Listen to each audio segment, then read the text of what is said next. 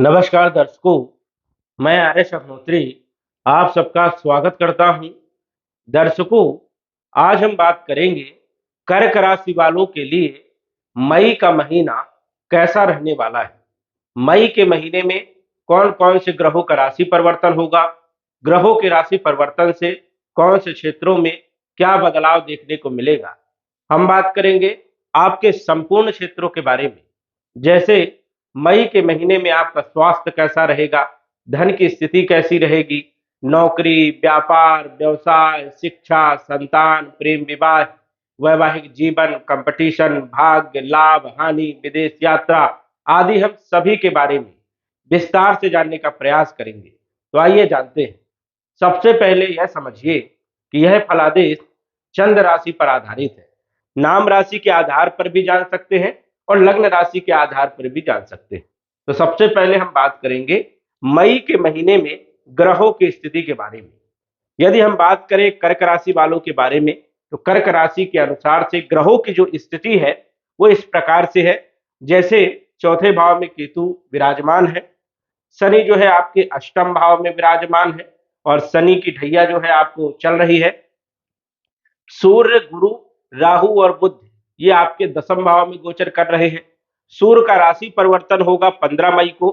सूर्य जो है दसम भाव को छोड़ करके एकादश भाव में आ जाएंगे और यहाँ पर बहुत अच्छे परिणाम देने का काम करेंगे।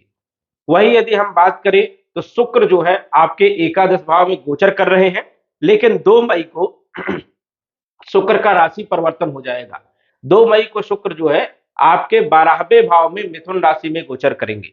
वही मंगल की यदि बात करें तो मंगल जो है 10 मई को 12वें भाव को छोड़ करके आपकी राशि कर्क राशि में गोचर करेंगे।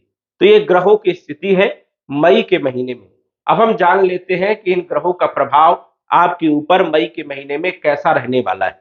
तो हम बात कर रहे हैं कर्क राशि वालों के बारे में और कर्क राशि के स्वामी होते हैं चंद्रमा। चंद्रमा का फलादेश वैसे तो संभव नहीं है, क्योंकि 56 घंटे में चंद्रमा का राशि परिवर्तन हो जाता है। 2.25 दिन में चंद्रमा का राशि परिवर्तन होता है। अब 2.25 दिन में चंद्रमा जो है यदि शुभ भावों में गोचर करेंगे तो मन प्रसन्न रहेगा, प्रफुल्लित रहेगा।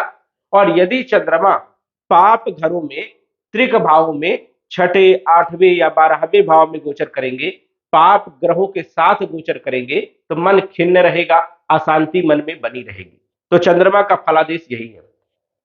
चंद्रमा देखा जाए तो मन पर ज्यादा प्रभाव डालता है, इसलिए मन कभी खुशी रहता है, प्रसन्न रहता है और कभी दुखी भी रहता है। तो ये स्थितियां बनी रहती हैं।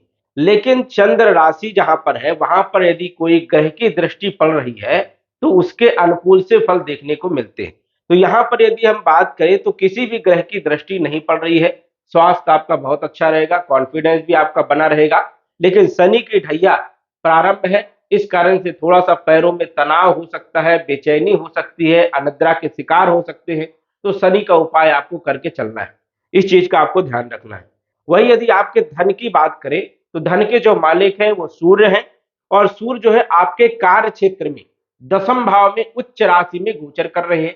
यहाँ पर सूर्य उच्च राशि में भी है और दसम भाव में दिग्बली भी हो जाते हैं, तो एक्स्ट्रा बल यहाँ पर सूर्य के पास रहता है। हालांकि वो राहु के साथ सूर्य ग्रहण में भी है, लेकिन राहु भी यहाँ पर राजनीतिक कारक होते हैं तो अशुभ परिणाम नहीं देंगे। इस कारण से सूर्य यहाँ पर दिग्बली भी है, उच्च राशि में भी है, तो स्वाभाविक है कि बली है। इस कारण से धन की स्थिति आपकी बरकरार रहेगी, धन के लिए आप प्रयासरत रहेंगे और धन आपको प्राप्त होगा। कर्म जितना आप करोगे, मेहनत जितनी आप करोगे, धन की प्राप्ति आपको होती रहेगी। कुटुंब परिवार का सहयोग भी आपको मिलेगा और आर्थिक स्थिति आपकी मजबूत रहेगी। लेकिन 15 तारीख के बाद सूर्य जो है आपके लाभ भाव में वृषभ राशि में गोचर करेंगे 15 मई से, और अच्छे परिणाम देने का काम करेंगे। जब भी धन का मालिक लाभ के घर में गोचर करे तो धन लाभ दिलवाता है, इच्छाओं को पूर्ति करने का काम करता है, आय में वृद्धि करवाने का काम करता है। तो सूर्य जो है 15 मई से आपको और अच्छे परिणाम देने का काम करेंगे।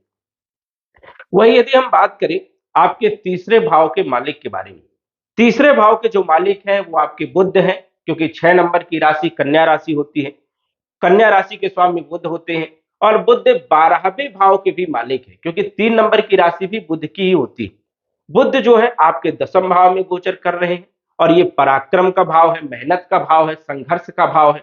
और कर्म के क्षेत्र में, कैरियर के क्षेत्र में विराजमान है। यहाँ पर बुध का गोचर वैसे तो अच्छा माना जाता है व्यापारिक दृष्टिकोण से, व्यापार आपका बहुत अच्छा रहेगा। लेकिन मेहनत के मालिक है तो मेहनत तो करवाएंगे ही करवाएंगे, कर्म तो आपको करना ही पड़ेगा। यदि आप विदेश से जुड़े हुए कोई काम कर रहे हैं या आप विदेश में जाकर के कोई काम कर रहे हो तो जबरदस्त सफलता देखने को यहाँ पर मिलेगी। तो बुध की स्थिति बहुत अच्छी होने के कारण व्यापार आपका बहुत अच्छा रहेगा, कैरियर आपका बहुत अच्छा रहेगा, इसमें कोई संशय वाली बात नहीं है। इसके बाद यदि हम बात करें आपके चौथे भाव के मालिक के बारे में, यहाँ पर केतु विराजमान है। केतु यहाँ पर वैसे तो मिले जुले फल देने का काम करते हैं, लेकिन चौथे भाव के मालिक शुक्र है और लाभ भाव में गोचर कर रहे हैं। तो ये भी बहुत अच्छी स्थिति है कि शुक्र अपने ही भाव में वृषभ राशि में गोचर कर रहे हैं और लाभ भाव में सभी ग्रह अच्छे परिणाम देने का काम करते हैं। लेकिन यहाँ पर शुक्र 2 मई तक रहेंगे, उसके बाद 12वें भाव में चले जाएंगे।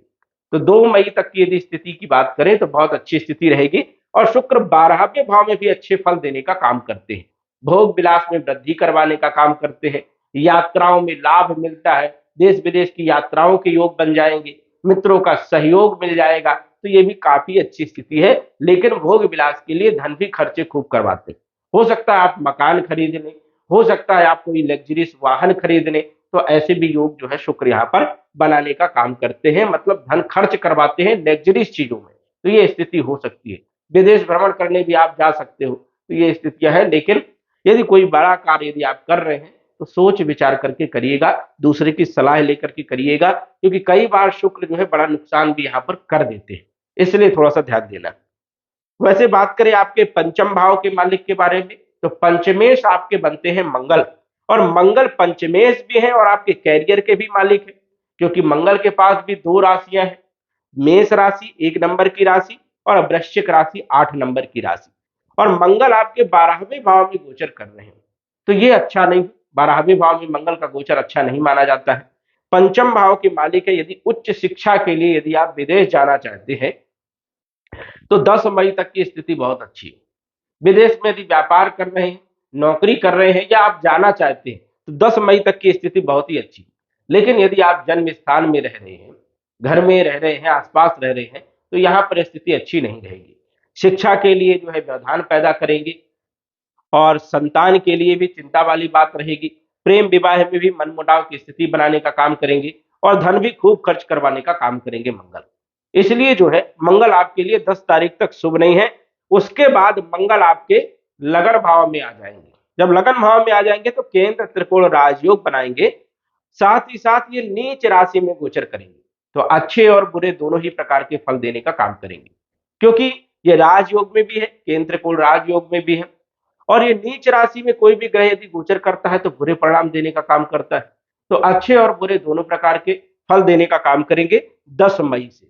अब अच्छे बुरे कैसा, जल्दीबाजी में कोई गलत डिसीजन आप ले लोगे, जल्दीबाजी में कोई काम को खराब कर लोगे, उग्रता बढ़ जाएगी, अहंकार बढ़ जाएगा, गुस्सा बढ़ जाएगा। तो यहाँ पर आपको कंट्रोल करना है, क्योंकि जब राशि में मंगल गोचर करता है कर्क राशि में तो नीच का होता है, तो अग्रेसिव कर देता है, अहंकार को बढ़ा देता है और कहीं ना कहीं ऐसे व्यक्ति का खून खौलते रहता है।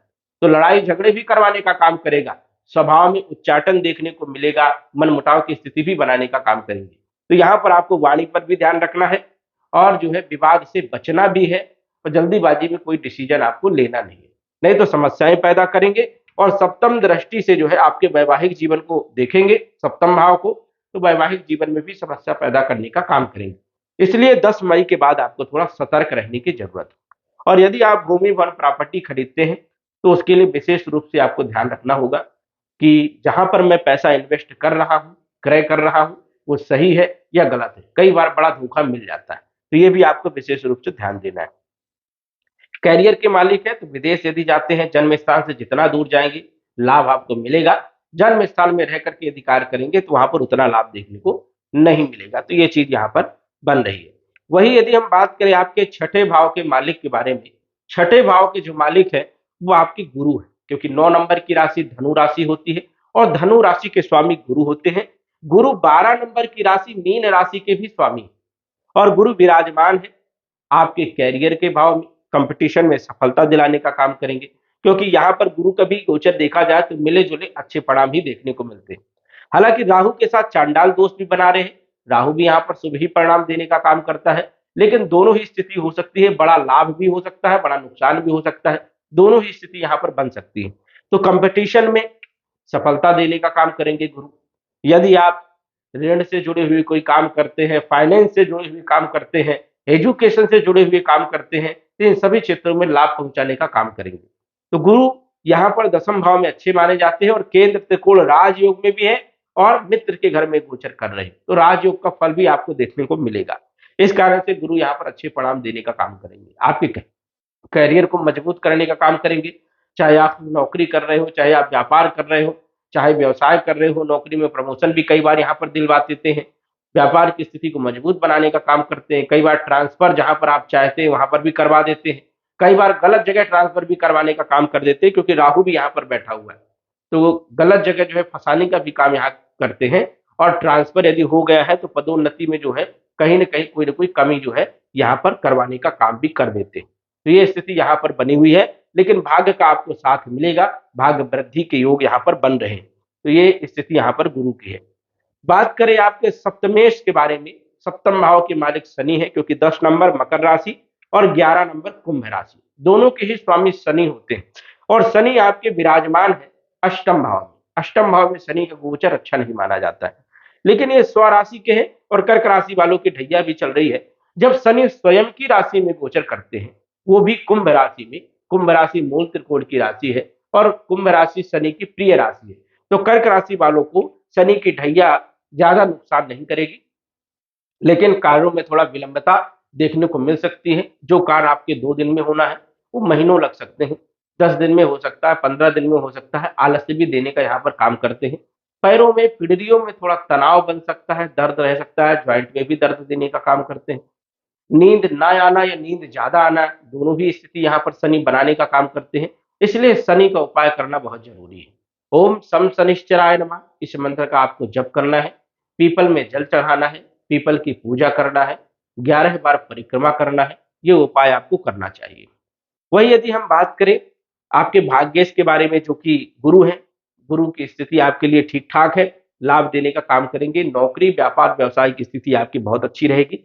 हमने दसम भाव के स्वामी मंगल के बारे में भी जाना। राहु दसम भाव में राजनीति कारक होते हैं, कई बार यहाँ पर अचानक बड़े बदलाव करने का काम करते हैं, राजनीति में उच्च पद देने का काम करते हैं। वही यहाँ पर जब सूर्य के साथ बैठ जाते हैं तो सरकार पक्ष से बड़ा लाभ भी हो जाता है। तो ये स्थिति यहाँ पर बन रही है कि हो सकता है मई के महीने में जबरदस्त लाभ देखने को आपको मिल सकता है। वही शुक्र लाभ भाव में अच्छे परिणाम देते हैं, लेकिन ये आपके 12वें भाव में पूरे महीने गोचर करने वाले हैं 2 तारीख के बाद। तो विदेश आप जा सकते हो, लग्जरियस लाइफ का आनंद ले सकते हो, मकान, भूमि, प्रॉपर्टी जो है आप खरीद सकते हो, लेकिन थोड़ा सतर्कता से साथ जांच पड़ताल करने के बाद ही आप खरीदे। और मंगल जो है नीच राशि में थोड़ा सा स्वास्थ्य पर भी बुरा प्रभाव डाल सकता है, अग्रेसिव कर सकता है, तो मंगल का भी आपको उपाय करना चाहिए। ओम अंग अंगारकाय नमः, इस मंत्र का आपको जप करना चाहिए। तो कर्क राशि के अनुसार से मई के महीने में ग्रहों की स्थिति इस प्रकार से, यदि आपकी जन्म कुंडली में ग्रहों की स्थिति बहुत अच्छी है तो लाभ आपको देखने को जरूर मिलेगा, और यदि आपकी जन्म कुंडली में ग्रहों की स्थिति ज्यादा ही खराब है तो विशेष रूप से कोई भी परिवर्तन देखने को नहीं मिलेगा। तो ये स्थिति यहाँ पर है, ये चंद्र राशि पर आधारित है। चंद्र राशि के आधार पर आप जो है अप्लाई कर सकते हैं। जो लोग लग्न कुंडली से देखते हैं तो वो लग्न कुंडली से भी अप्लाई कर सकते हैं। तो दर्शकों, आज बस इतना ही, धन्यवाद। यदि आप अपनी कुंडली का विश्लेषण घर बैठे करवाना चाहते हैं तो दिए गए व्हाट्सएप नंबर से संपर्क करें। साधारण फीस जमा करके आप अपने कुंडली का विश्लेषण फोन के माध्यम से घर बैठे ही करवा सकते हैं और जान सकते हैं अपने भूत, भविष्य और वर्तमान के बारे में। धन्यवाद। WhatsApp number 94798939